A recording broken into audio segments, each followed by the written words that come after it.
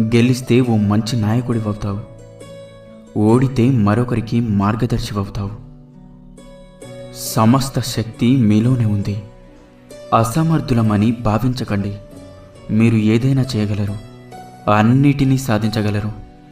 వినయం లేని విద్య, ఉపయోగం కాని ధనం, శౌర్యం లేని ఆయుధం, ఆకలి లేని భోజనం, పరోపకారం చేయని జీవితం వ్యర్థం. ఆరంభం అతి స్వల్పంగా ఉందని నిరాశపడకండి. క్రమంగా ఘనమైన ఫలితాలు అవే వస్తాయి. సాహసంగా పనిచేయండి. నిరంతరం వెలిగే సూర్యుని చూసి చీకటి భయపడుతుంది.